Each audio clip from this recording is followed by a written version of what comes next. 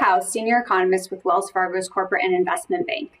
Today I'm joined by my colleague Shannon and Seery to talk about how the highest inflation in nearly 40 years is impacting different consumer groups. Headline inflation shows how the cost of living is changing for the average U.S. consumer. But the reality is that household spending patterns can vary greatly, leading to different inflation experiences.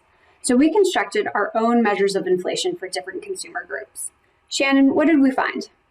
So we've really seen that inflation has taken off across cohorts, but there has been some variation amid different groups. So if we think about income, for example, middle-income households have seen the steepest pickup in inflation over the past year. So their inflation rate, by our calculations, has increased 6.7%, which is about half a percentage point higher than the highest and lowest income groups across our income spectrum.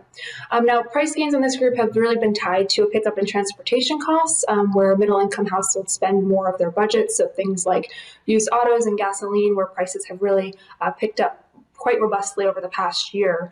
But Sarah, even in these detailed buckets that we've constructed, I don't think that they really get at the disproportionate effect that inflation has had on lower income households. That's right. So lower income households have fewer avenues to adjust to a broad increase in prices. So they tend to have fewer savings to dip into to smooth consumption. They also tend to have less ability to trade down in price, so opting for the same good or services just at a lower price point. And at the same time, they tend to spend more on necessities, meaning they don't have as much room to perhaps forgo some discretionary purchases to continue to buy those basics.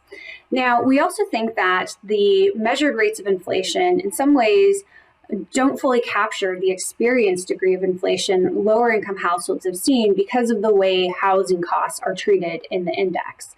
So rents tend to be reset almost every year, whereas for homeowners with a fixed rate mortgage, they aren't actually seeing those housing costs increase over the past year. Now, on the plus side, we have tended to see stronger wage gains amongst workers in lower pay industries. So that's helping to offset and in some cases even eclipse the degree of inflation we've seen for some of these lower income households. But not every lower income household has someone who's in the workforce and has been able to take advantage of the stronger pay prospects in these industries. So Shannon, how is this affecting the outlook for consumer spending, these very dynamics of inflation? Well, at face value, you'd certainly expect higher prices to weigh on consumer spending as it erodes consumers' purchasing power. But in reality, we don't expect higher prices to completely derail consumer spending. So the reason for this is twofold. First, higher income households account for a majority of spending in the United States. So even if we see a pullback in some specific groups, such as your lower income cohorts, it shouldn't completely derail overall consumption. And second, most households are in better financial shape today. So we've seen net worth rise across income cohorts. We've also seen personal savings rates pick up, particularly in your lower income households where generous fiscal support has helped them pad their savings over the past year. And this really suggests that households are in a better financial position to weather higher prices today. So while we don't expect higher prices to derail consumer spending, Sarah, what do you think these varying inflation metrics mean for monetary policy going forward? So in recent years, the Fed's become more attuned to the varying degrees of impact that monetary policy can have across the socioeconomic spectrum.